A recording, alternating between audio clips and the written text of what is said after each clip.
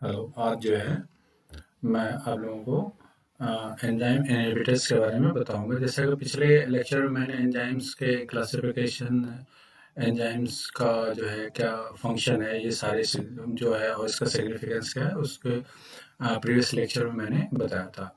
सो आज मेरे डिस्कशन का टॉपिक रहेगा दैट इज एंजाइम इनहिबिटर्स।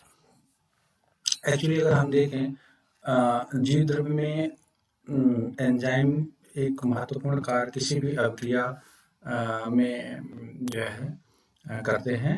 जीव द्रव्य में कोई भी अभिक्रिया एंजाइम की अनुपस्थिति में नहीं हो सकती। जब भी एंजाइम सबस्ट्रेट के अलावा किसी अन्य से क्रिया कर एंजाइम की अभिक्रिया करने की क्षमता को खो देता है तो क्रिया को एंजाइम संदमन कहते हैं। मतलब कहने का मतलब ये है कि बहुत ऐसे सबस्ट्रेट भी होते हैं जो तो वास्तव में एंजाइम के लिए एक या जिसको कह सकते हैं कि सबस्ट्रेट एंजाइम से जुड़ करके अभिक्रिया को आगे संपन्न करते हैं।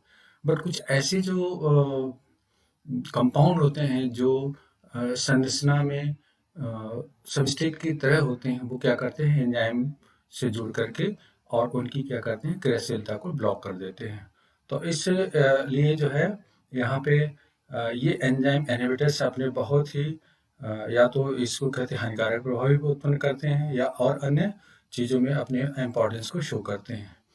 तो अधिकतर जो टॉक्सिन है, हेवी मेटल्स है, वो क्या करते हैं ये एंजाइम इनहिबिटर्स के रोल में जाने जाते हैं। अधिकतर जो टॉक्सिन है या हेवी मेटल्स है और इसमें एक और मैं बताना चाहूँगा कि जैसे पोटेशियम साइनाइड है, एक अत्यंत उच्च कोटि का क्या है टॉक्सिक है, जिसके प्रभाव से कोई भी जीवित पदार्थ, कोई भी जीवित या लिविंग बींग्स जो है जीवित नहीं रह सकता। यह यौगिक क्या करता है साइटोक्रोम ऑक्सीडेज के अभिक्रिया सील जो इसको कहते हैं कि मेटालिक सेंटर के साथ क्या है अटैच होकर के और बायोलॉजिकल सिस्टम के महत्वपूर्ण जो अपने इस एंजाइम की अभिक्रिया को पूर्ण रूप से क्या करता है ये ब्लॉक कर देता है। इसी प्रकार कार्बन मोनोऑक्साइड हीमोग्लोबिन में स्थित आयरन जो है मेटल के साथ मिलकर श्वसन क्रिया को रोक देता है। आर्सेनिक भी एक बहुत ही शक्तिशाली टॉक्सिक मटेरियल है। यह फॉस्फेट एंजाइम का क्या है इनहिबिशन करता है, संदमन करता है। तो इस प्रकार से अगर हम देखें कि ये एंजाइम इनहिबिटर्स किस तरह के एंजाइम की क्रियाशीलता को प्रभावित करते हैं और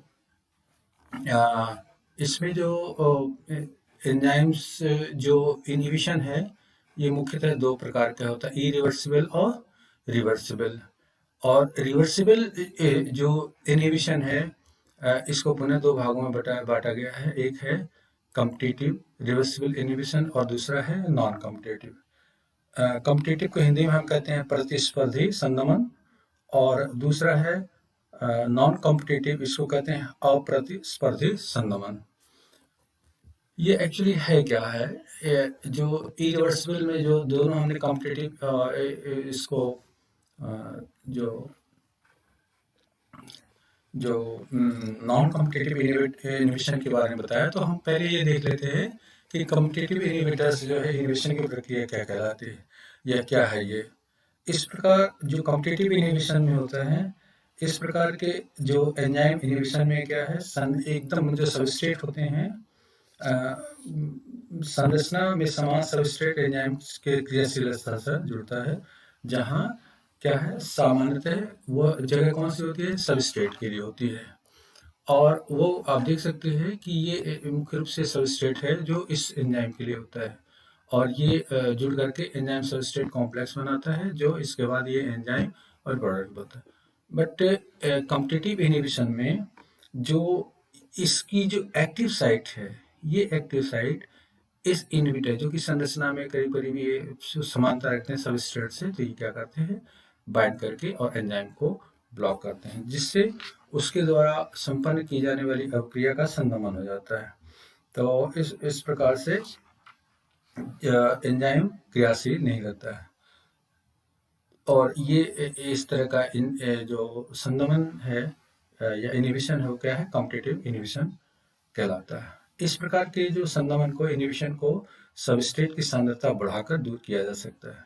इसका सबसे अच्छा उदाहरण है सक्सेनिक डिहाइड्रोजनेज, जो सक्सेनिक अम्ल को क्या करता है, फ्यूरिक अम्ल में परिवर्तित करता है। और मेलोनिक अम्ल जो कि क्या है, इनहिबिटर्स का कॉम्पिटिटिव इनहिबिटर्स के रूप में जाना जाता है। ये मेलोनिक अम्ल क्या करता है कि ये संदमक का कार्य करता है। रासायनिक संरचना में सक्सेनिक अम्ल के समान ही होता है।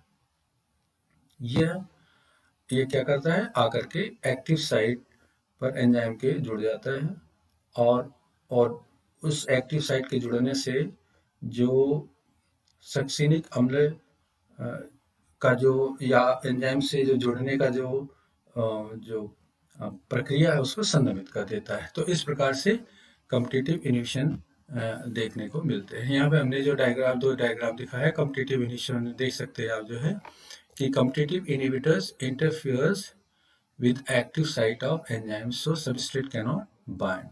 अब यहाँ चूंकि ये इस एक्टिव साइट को ऑक्युपाई कर लिया एंजाइम से, तो ये सबस्ट्रेट इससे बाइंड नहीं कर सकता। व्हाट्स अबाउट अदर, अब दूसरे में आप देख लीजिए, non competitive inhibitors bind to the enzyme और the enzyme substrate complex at a site different from active site, decreasing the activity. मतलब इसमें नॉन कॉम्पिटिटिव इनहिबिटर्स जो होते हैं, जो अप्रतिस्पर्धी जो संदमक होते हैं, वो उसकी एक्टिव साइट पे बाइंडिंग नहीं करता है, वो अदर देन एक्टिव साइट पर बाइंड करके और इस एंजाइम की क्रियाशीलता को संदर्भित करता है या प्रभावित करता है।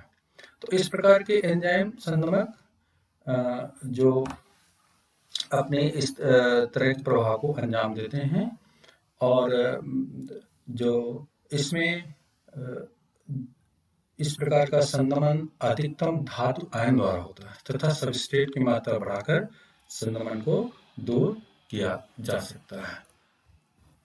इसमें आप देख सकते हैं इस डायग्राम में ये जो हमने दिया है, इसमें नॉन कॉम्पिटिटिव इनहिबिटर्स क्या करते हैं, ये एंजाइम मीन्स ये changes shape of enzyme so it cannot bind to substrate.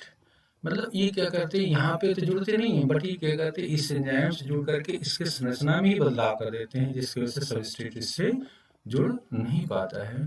तो उस परिस्थिति में हम क्या करते हैं, सबस्ट्रेट की मात्रा बढ़ा करके और इस तरह के जो नॉन कॉम्पिटिटिव इनहिबिशन को रोक सकते हैं, घटा सकते हैं और पुनः प्रक्रिया को आगे बढ़ा सकते हैं।